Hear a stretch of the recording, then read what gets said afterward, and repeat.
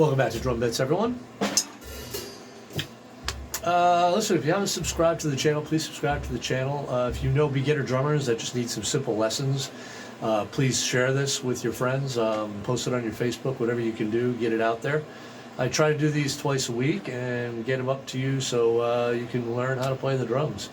It's simple as that, all right? Today I'm going to show you how to execute what they call cross stick. Some people call them rim shots, but a rim shot's a different thing.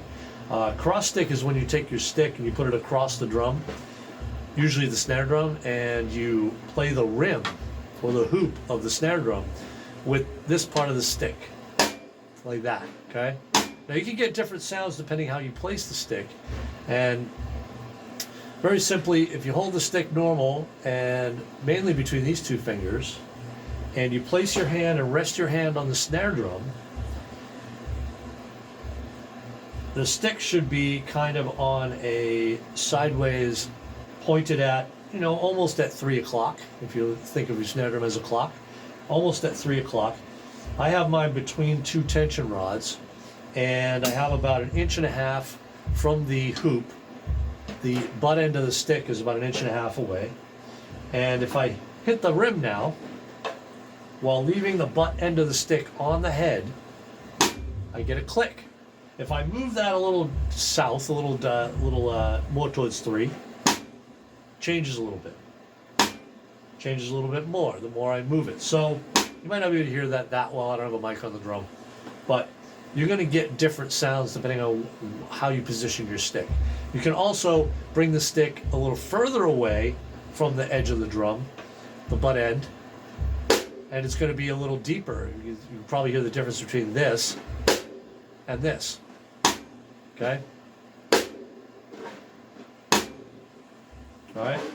How I start learning how to play cross stick is I play basic beats, but instead of playing a snare drum, I play cross stick.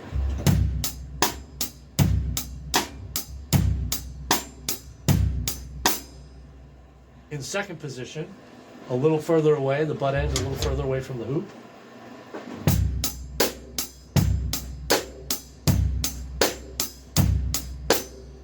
Okay, you get the two sounds.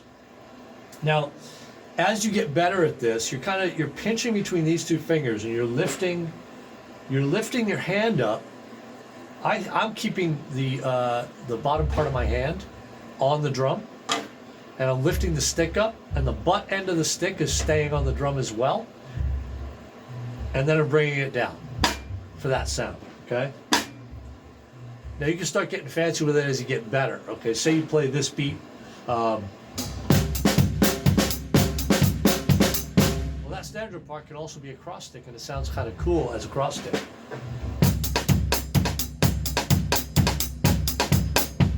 Okay?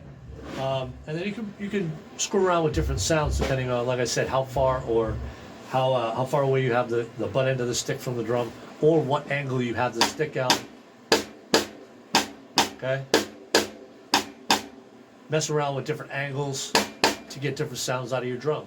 And that's pretty much cross stick. I mean, there's different people use different techniques. That's what I use. Some people actually flip the stick over and use the butt end to get a different sound that way, okay? That's a pretty good cross stick sound, and I flipped the stick over. So you can also try that. But then just realize when you're playing, you got to be able to flip it and then flip it back. You can't really flip it fast enough to get the snare drum, so you got to play with the butt end.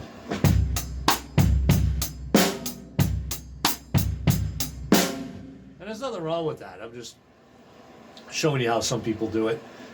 I keep it with match grip. I don't flip my stick over to do cross stick. I just use it regular.